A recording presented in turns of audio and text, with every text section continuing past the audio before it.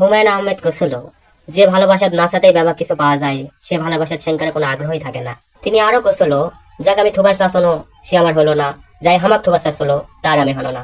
হুম। এখন আমাকে আফসোস করে কোয়া লাগে, এই পৃথিবীতে এখন আমার সেঙ্কারে কেউই নাই। হয়, এখন আমি মেলা শক্তিশালী, আস্তে আস্তে ব্যবহার করে দাও ভাই। অথচ দেখো তুমি আমার কতদিন ছাড়ে হয়ে গেছেন, কিন্তু তোমার দেওয়া দুঃখগুলো এখনো পুরে আমার বুকটা চুরমার করে ফেলায়। কি কর্ম কও, তুমি তো আমাকে ভালোবাসেন নি। জীবনের গপ্প দিয়ে কাহিনী সাজা গেলেও কিন্তু গপ্পের কাহিনী দিয়ে জীবন সাজানা কিন্তু যাচ্ছে না। এটা হয়ে উঠবে না, আর উঠবেও না। যে মানুষ মেলা ভালোবাসাও যেনকারা পারে, সেনকারা ঘৃণা করাও কিন্তু পারে। হাঙ্গের সম্পর্কটা কিন্তু সত্যিই অনেক সুন্দর আসলো, কিন্তু পূর্ণতা পালো না। কিন্তু হাঙ্গে ভালোবাসার কিন্তু কোনো কমতেই আসলো না। অথচ দেখো, তুমি আমাক পালে না, আমি কিন্তু তোমাক পালো না। মানুষের প্রচন্ড ভালোবাসা আমরা কিন্তু কোনো মূল্য দিবাই চাই না, আবার মূল্য হয়েও ওঠে না। শ্যাঙ্কারা তোমাকে একজন প্রচন্ড ভালোবাসে, আবার ঘৃণাও করে লাও।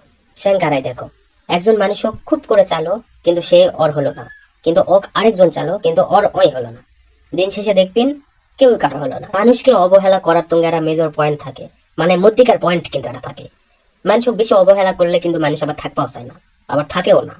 তুমি আবার ভাবুছিন আমিতে আমি, আমি যাক ভালোবাসনো ভালোবাসতেই পারি, আমি যাক ছাড়ে তাছি ছাড়ে যেতেই পারি। একটা সময় তোমার যুক্তি ঠিক থাকলেও একটা সময় পর দেখবেন তোমার কেউ সাথে নেই, কেউ নেই। মানুষ অহংকার অবহেলা নিয়ে অট্টলিকা নিয়ে বেশি দিন টিকে থাকা পারে না।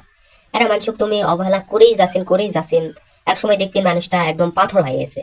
ওই সময় কিন্তু ওই মানুষটা তোমার কাছে থাকবে না, তোমার পাত্তা দিবে না লাও।